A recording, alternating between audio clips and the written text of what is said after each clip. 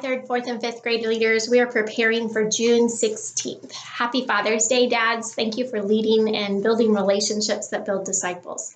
This week we're talking about the ark being captured, not Noah's ark. That was a very large boat, and I'm not sure anybody could carry that except for God in the water that he planned for that to be in. It was the Ark of the Covenant. The Ark of the Covenant was what God had Moses build, or gave Moses instructions to have built for the temple. It was a signification of God's presence with the Israelite people. The 10 Commandments were stored in there. The elements from the temple were stored in there when the Israelite people were moving. And so this ark was very, very, very important to the Israelite people. So important that as they continued to lose battles to the Philistines in the Promised Land, they were trying to figure out how they could have God on their side, forgetting that God was on their side already. But anyway, they needed some sort of reminder that he was there. Might have remembered that they took it into the Jordan River with them, and God showed them there his power. So they were hoping that they could take the ark into the battle and God would win the battle for them. Well, that's not what happened. They lost the battle, and the Philistines stole the ark. And when they stole the ark, God noticed, and God caused the Philistine people to become very ill. And so they moved the ark, and those people became very ill. And then they moved the ark again, and those people became very ill. And so their God, they decided, was much stronger and much better than the Israelite people, because they kept getting ill. And so they hitched the ark to cows and sent the cows back to the Israelite people with the ark, and essentially good riddance to the Israelites' God and everything that was significant with the ark of the covenant. And ultimately, God showed his power to everybody, to the Israelite people, to the Philistines, and as God is prone to do to us as well. All right, so your social activity this series, that we are doing minute to win it games, and they're meant to be played as, they're meant to be played as team games. So you're going to split your small group into 2 teams. And this week you have 2 bowls of Fruit Loops cereal. You'll have 2 empty bowls. You're going to have some chopsticks that are in containers. You'll have your I want to call it a time card. It's not a time card. This is your oh my goodness.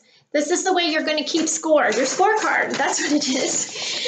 And you will also have a page that looks like this, that is a color sorting mat. And each team should have a mat like this, or a piece of paper like this. What you're going to do is set up your bowls. One with your Fruit Loops. You can take the lid off of the Fruit Loops. And one that is empty. And what the kids are going to do is take turns with their chopsticks, picking up Fruit Loops. Let's see if I can pick up a Fruit Loop. I'm really bad with chopsticks. So I picked up a red one, and what they're going to do is lay the red Fruit Loop on the red square, and they're trying to move as many Fruit Loops as they can in 1 minute to the sorting mat. Then you're going to take score for how many Fruit Loops each kid moves to the sorting mat, and the team with the most Fruit Loops moved over at the end of the time will win. In between, you can put your Fruit Loops in the empty bowl in between players, so that the Fruit Loops can get trashed and not recycled. We don't need to recycle them. Well, I'll get some more Fruit Loops. If your kids want to eat the Fruit Loops that they sorted, they can have those to eat. That's fine. We should have plenty of Fruit Loops to make it through both services today.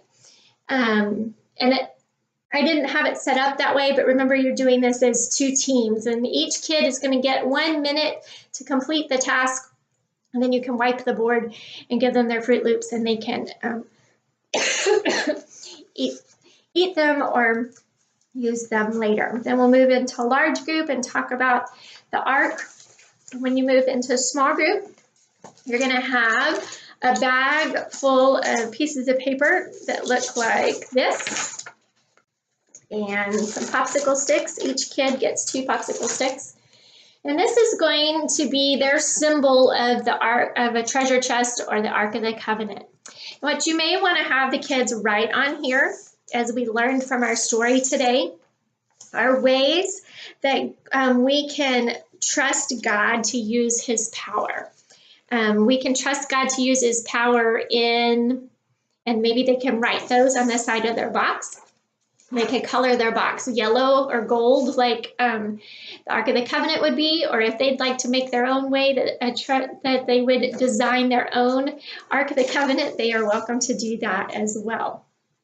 Then what they're supposed to do is cut it out and fold along all of the lines. It should fold into a nice little cute little cube. And then I would encourage you to use tape to put it together. It'll stay better. When we've used glue sticks in the past, it just doesn't hold very well. So use tape to tape it together. And then they're supposed to use the popsicle sticks to hold the box like the Ark of the Covenant would look. I'm going to show you a picture of what the Ark of the Covenant might look like with the 2 rails on the side of it. So this is what the ark could look like. And so they're supposed to use their popsicle sticks. I'm concerned that the popsicle sticks might be a little too hefty for their little boxes that are just regular paper. So if they can't get their popsicle sticks to stay on their cube, it's okay. That's not really the biggest and most important part. I do encourage you to read the words that are there, and if you want to use your own words, you can. But one thing to point out to the kids is that when the Philistines stole the special box that represented God's power and presence with the Israelites, that didn't stop God, that he cannot be contained in a box. He is the ruler of the whole universe. And I would point out to them, what does this look like before they fold it all up? Ask them what they think that shape looks like. Ask them to see if they see a cross in it. Do you see what could be a cross right there? Jesus is our greatest treasure. He loves us and died so that we could have life with God forever. And I can trust Jesus and follow him because he always does what is best. Just like God did for the Israelites with the Philistines, God always does what is best. Then your memory verse activity, as you finish that up, is a puzzle, another word search puzzle. And I told you these are different every week. They are the words that each week that the kids need to find in their word search are different. So you might want to have them fill in their words first for their memory verse. No one is like you, Lord.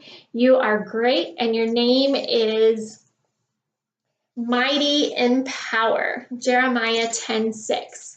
And so once they fill in those blanks, they're going to look for those words in their word search, and they can take that home if they don't have time to finish that during small group.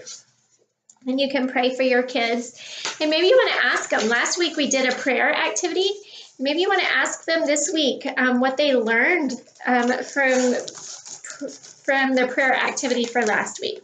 Now, I will remind you that some of our kids are not with us every week, and so they may not know that we did that last week. So you may need to tell them what prayer is and ways that you pray. But if you feel like you have a group that you've seen real regularly, ask them how it was praying last week, and if they learned anything from using their prayer cards to learn to pray in a different way. Thank you so much for leading. Thank you for building relationships that build disciples. You guys are the backbone for real of what we do. We couldn't build relationship with as many kids as we are seeing come through our doors right now.